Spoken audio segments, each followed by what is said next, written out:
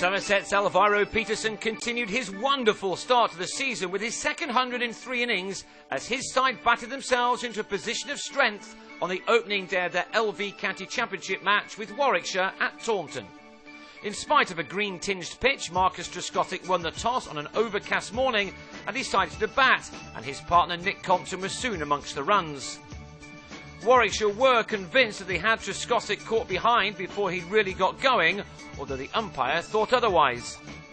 The ball was seaming about in the first hour, and both Somerset openers had to be at their best against the likes of Chris's Wokes and Wright. Neither of those two had a great deal of fortune, as Somerset, playing in front of their own supporters for the first time this summer, gradually got themselves on top in the morning. Trescothick is, of course, a run machine, but a machine which has not been running on full throttle so far this campaign. But back at home, he started to change gears against Warwickshire's changed bowlers, Oliver Hannon-Dolby and Ricky Clark.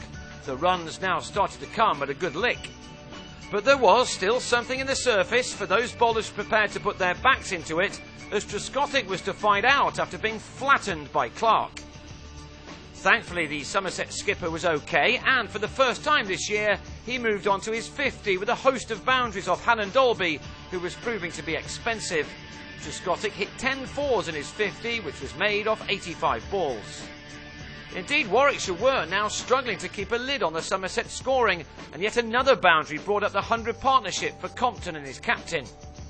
That partnership had realised 103 in 27 overs when Jitan Patel was brought on, and for the second time this summer, Trescothick was out to the first ball he faced to a slow bowler.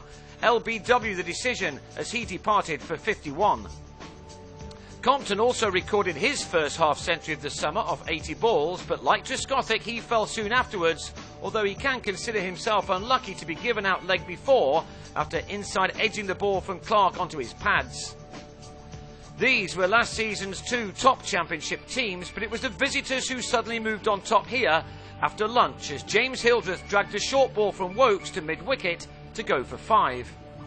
Peterson then showed Hildreth how to execute that stroke as he was soon showing off his skills to his new home crowd. This went for 6. But in spite of the South Africans' form, Warwickshire remained ahead of the game when Craig Keyswetter, having spent half an hour trying to get off the mark, offered Clark some catching practice off right. That left Somerset on 143 for 4, but importantly, Peterson, fresh from his 167 and 91 on his Somerset debut at Surrey last week, was still in and looking in scintillating touch. Nobody had ever scored as many runs for Somerset on debut, and they've had some pretty tasty batsmen over the years, and Peterson was simply carrying on from where he left off in South London. At times he made batting seem like one of the easiest things on the planet, although this was against a Warwickshire attack without Keith Barker and Boyd Rankin, both injured. Another 4, his 6th to go with that maximum, took Peterson to another 50, this one occupying only 68 balls.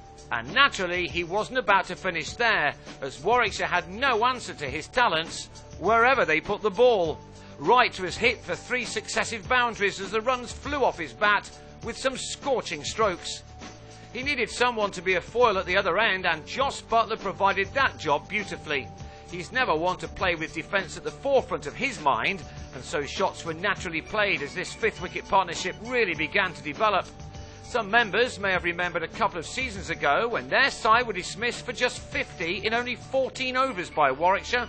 6 of Somerset's top 7 are still the same, but this story was now a very different one. Peterson is the one batsman who missed that match, and he now made it 2 tons in 3 innings for his new employers.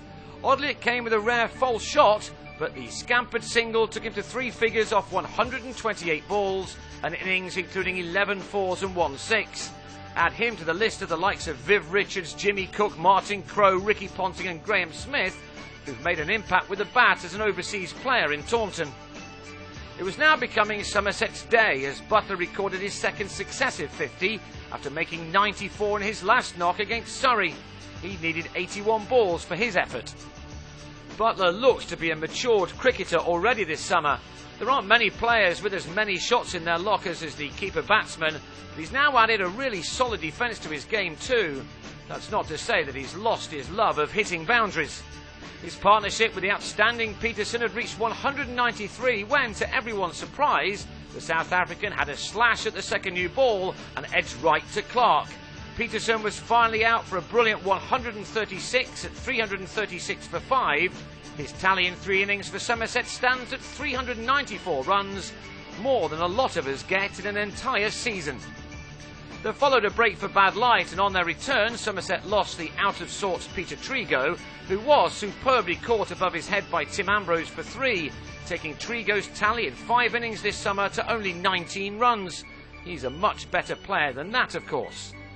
But Butler was still there at the close, 10 short of his 3rd first-class ton. On this form, he deserves to get there.